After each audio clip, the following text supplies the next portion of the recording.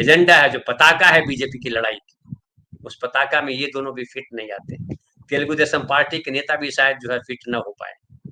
तो ममता बनर्जी पे जिस तरह से हमलावर हैं, क्या आपको लगता है कि कुछ यहाँ से भी मिलेगा, या राहुल गांधी डराते हुए जो है वहां भी पहुंच जाएंगे?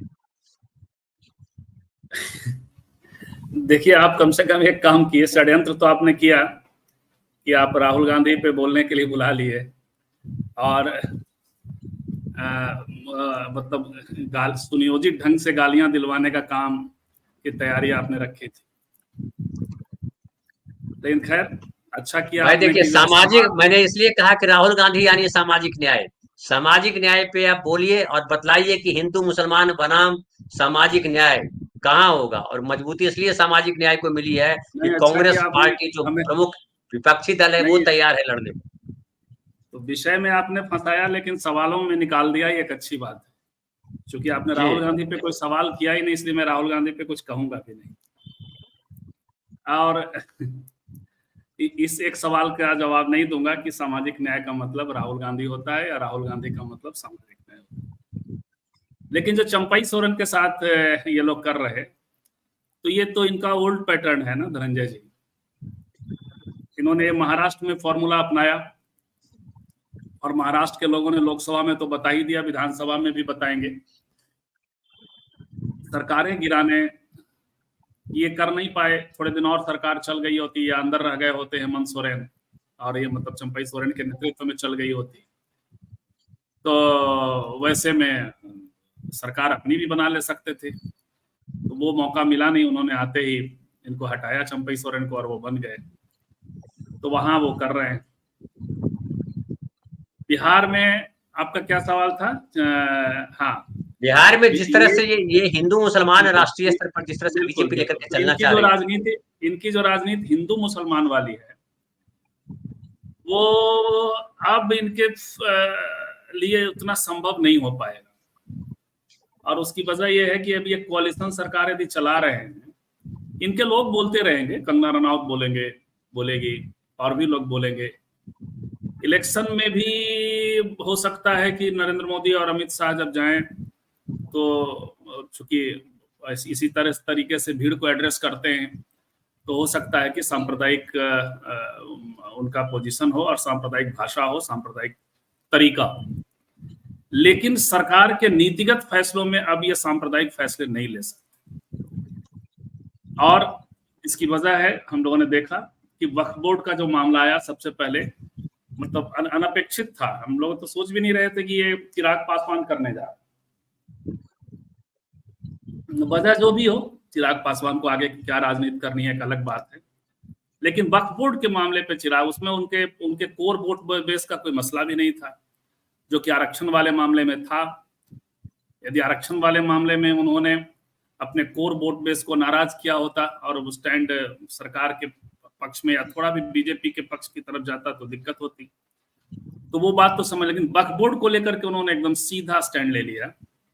और कहा यह जाता है कि नीतीश कुमार और चिराग पासवान दोनों के ही रुख को देखते हुए वक्फ बोर्ड को वाले मतलब पहली बार सरकार बिल पेश करके और उसको फिर जेपीसी को भेज देती। तो ये बिहार ने कम से कम बता दिया है। 12-5-17 का गणित हमने 1-2 दिन पहले अपने यहाँ बात की थी। ये 12-5-17 का एक एका भी लगता है बनाकर अभी काम करने का इन लोगों का इरादा है। रही बात चंद्रबाबू नायडू की, तो चंद्रबाबू नायडू अभी उस तरह से कुछ खास प्रॉब्लम क्रिएट करते हुए नजर नहीं आ रहे, और हर मुद्दे पे कोई ना कोई इफ नो बट के साथ सरकार के साथ खड़े हो जाते हैं। हो सकता है वक्फ बोर्ड वाले मामले में उन्होंने भी, क्योंकि उनका भी मुस्लिम वोट बेस का मसला बनता है, तो इसलिए वो, तो ये सरकार अब उस फॉर्म में कम से कम नहीं कर पाएगी मतलब निर्णयों के हिसाब से, और यदि करती है तो उसे बैकफुट पे जाना ही पड़ेगा, नहीं तो सरकार को संकट होने वाला है।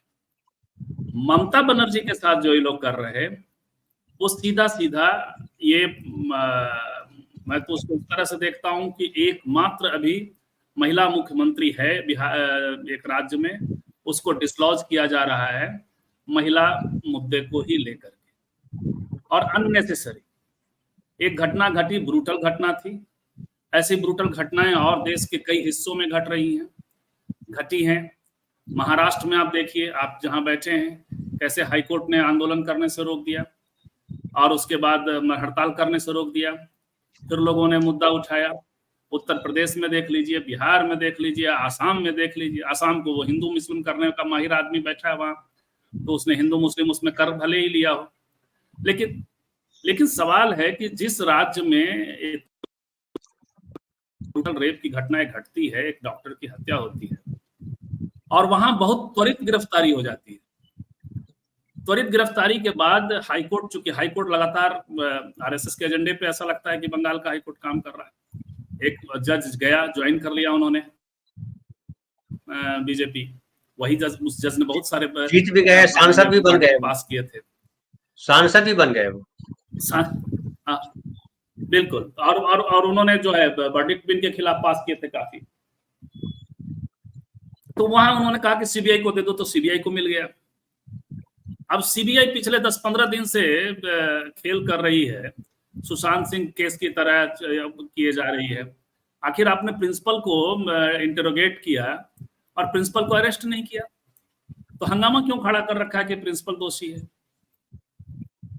प्रिंसिपल के साथ, प्रिंसिपल का दोष ये बनता है, कई बार अब जब जिस संस्थान में घटनाएं घटती हैं, वहां ममता बनर्जी को चाहिए था कि इमीडिएट सस्पेंड कर देती है, जांच बैठा देती, ना करके उन्होंने ट्रांसफर, वो भी एक पनिशमेंट ही होता है सर। पनिशमेंट जो है सरकारी नौकरियों में, ट्रांसफर भी एक मायने रखता है। हंटिंग है, ट्रांसफर है, सस्पेंशन है। तो चलिए आप इंक्वायरी बैठा देते कि हॉस्पिटल का क्या रोल था, वो उन्होंने नहीं किया। यहाँ पर एक लैक हम देख सकते हैं। लेकिन ये जो लगातार अब नई बात आ रही है कि अब इंस्पेक्टर का करेंगे, ये लंबा खींचेंगे इसको, क्योंकि उनको ममता बनर्जी को डिस्क्रेडिट करना है। लेकिन ममता बनर्जी भी खुद भी हेड ऑन करने वाली नेता हैं, और वो जिस तरीके से वहां हेड ऑन कर रही हैं, तो ये कुल मिलाकर के मुझे लगता है कि बीजेपी का जो अपना जो एजेंडा है कि आप सरकारों को, विपक्ष की सरकारों को डिसलॉज करो, ये करो, और दूसरा जो हिंदू मुस्लिम करो, मुझे लगता है कि बहुत चलने वाला नहीं है। और आज जो कोर्ट का आदेश आया है, और कोर्ट ने अब एक तो पीएमएलए एक्ट में भी एक तरह से ज्यादा स्पष्टता ला दी है कि आप जिसको गिरफ्तार करोगे, जो मेन अक्यूज्ड है, अप्रूव्ड है, यदि मतलब आपके पास प्रमाण है, तब तो उसके बयान तो आपके यहाँ माने जाएंगे कि वो पीएमएलए एक्ट के तहत कि आपके सामने दिया गया बयान जो है, आमतौर पे पुलिस के सामने दिया गया बयान कोर्ट के सामने एडमिसिबल नहीं होता है, लेकिन ये एडमिसिबल पीएमएलए में होता है। तो उसके लिए तय कर दिया कि आप ऐसा नहीं करेंगे कि आप किसी और को लेकर के आएंगे और उसकी गवाही पे किसी दूसरे को अरेस्ट कर लेंगे, ये नहीं चलेगा। जिसको आप अरेस्ट करते हैं और एविडेंस है और उसने आपके यहाँ कोई गवाही दी है, कोई बयान दिया है, तो वो एडमिसिबल होगा। लेकिन किसी गवाह का, किसी उसी में को अक्यूज्ड का, और वो दूसरे के बारे में कुछ कह रहा है, उसके आधार पे आप किसी को अक्यूज नहीं बना सकते हैं। तो एक बड़ी बात उन्होंने दी है। तो कुल मिलाकर के जनता के बीच में ये भी मैसेज सीधा 10 सालों में जो कर रहे हैं विपक्ष के नेताओं को, अननेसेसरी प्रोसीजरल हरासमेंट, मतलब आप एफआईआर करते हैं, गिरफ्तार करते हैं, आपको पता है कि एक्ट में ही ऐसा है कि प्रोसीजर में फंस जाएगा, तो आप कर रहे हैं, तो वो सब भी नहीं चलेगा। धनंजय जी, कि राहुल गांधी महत्वपूर्ण नहीं है, लेकिन राहुल गांधी के साथ जो पार्टी में जो लोग हैं, जो इंडिया गठबंधन है, उसमें जिन दो दलों पे उन्होंने उंगली उठाई है जम्मू भाई ने, वो आम आदमी पार्टी है और ममता बनर्जी जी की पार्टी है टीएमसी। उसका इंटरेस्ट सामाजिक न्याय नहीं है। राहुल गांधी उस कोर को, संविधान को और सामाजिक न्याय को, जाति गणना को पकड़े हुए हैं, लेकिन उससे सरोकार उनका नहीं है, इसलिए वो कहीं और मुद्दे को लेकर चले जाते हैं। वो सामाजिक न्याय वाले मुद्दे पे न खड़ा रहे देश, और वो भटक जाता है, और बीजेपी तो चाहती है उसी पर बात करे।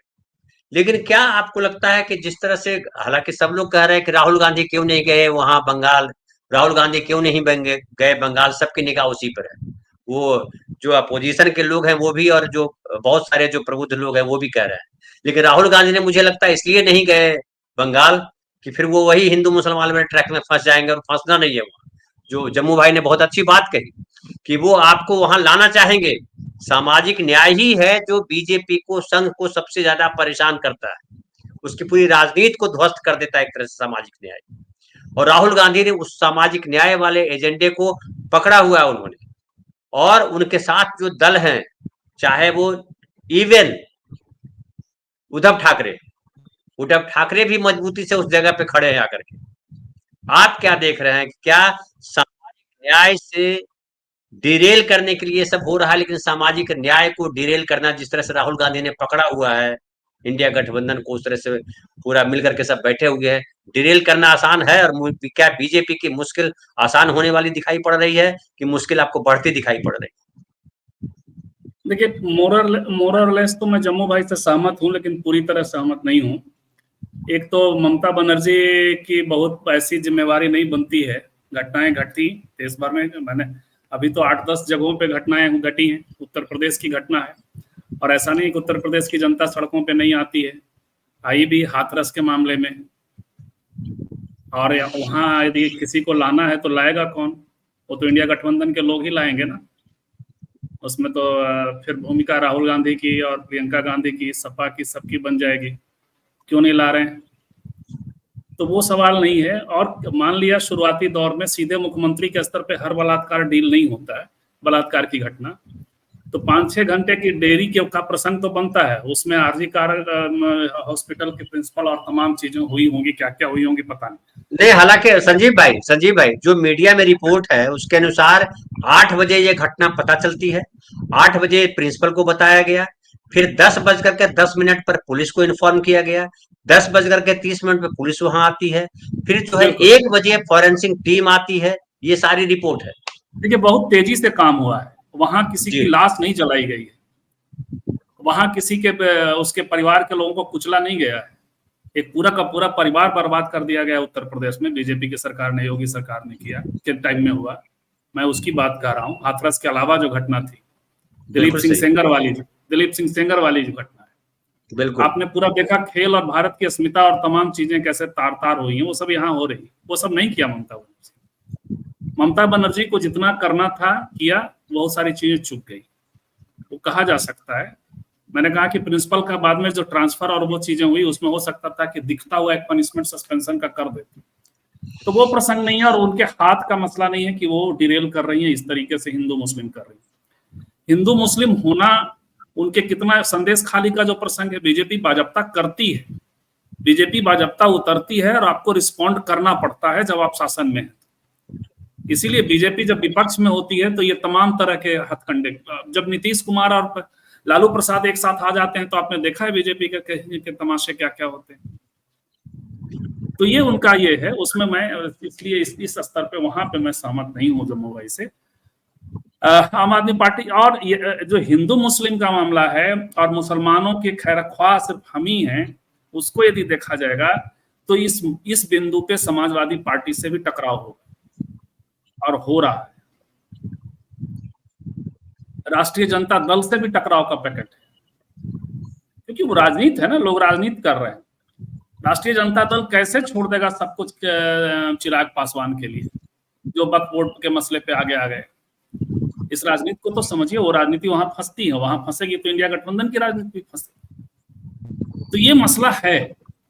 लेकिन अब सवाल है कि सामाजिक न्याय के मुद्दे को, जिसमें जाति गणना एक मुद्दा है, यदि राहुल गांधी आप ले ही आए हैं, तो सीधे सीधे मैं पूछ रहा हूं कि राहुल गांधी जहां जाते हैं वहां करते क्या है, उस पर तो लोग देखता है ना सर। वाचिक परंपरा से नहीं चलता ना। फिर मैं कांग्रेस का इतिहास खोल के रखता हूं कि 1917 में एनी बेसेंट कांग्रेस की अध्यक्ष हुई, और उनका कहना था कि इस देश में एक समूह है जो गंदा रहता है, साफ सुथरा नहीं रहता है, तो उसको स्कूल में अलग व्यवस्था दो। और कांग्रेस का जो दलित प्रस्ताव है वो एनी बेसेंट ही तैयार करती हैं और पढ़ती हैं कोलकाता अधिवेशन में। तो एनी बेसेंट को हम मान लें सामाजिक न्याय का ये, या गांधी जी को मान लें बाबा साहब से बेहतर सामाजिक न्याय का नेता, या जिन्ना से बड़ा नेता मुसलमानों का, जो गांधी जी का क्लेम था, जिसके लिए गोलमेज सम्मेलन 2 का संकट हुआ। सवाल ये है कि जो राहुल गांधी कर रहे हैं उसके साथ होता क्या है। सबसे लेटेस्ट उदाहरण प्रयागराज का इलाहाबाद की घटना है। सिख परंपरा में चीजें नहीं होंगी ना, तो इलाहाबाद में या तो आप ये सब कर रहे हैं तो थोड़ा अखिलेश जी को भी बुला लीजिए, जैसे आप अमेठी गए थे तो अखिलेश जी को बुला लेते, रायबरेली गए थे तो अखिलेश जी को बुला लेते, थोड़ा इंडिया गठबंधन का रोल हो जाता।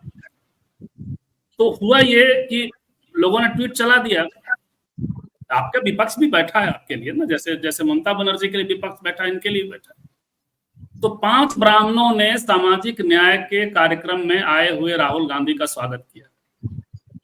प्रमोद तिवारी, अजय राय, रामन भूमिहार, अविनाश पांडे, और उनका स्वागत किया और उनके आने की सामाजिक न्याय की क्या बातें की और क्या कही और क्या करने वाले हैं उसकी घोषणा की। ऐसा होगा क्या?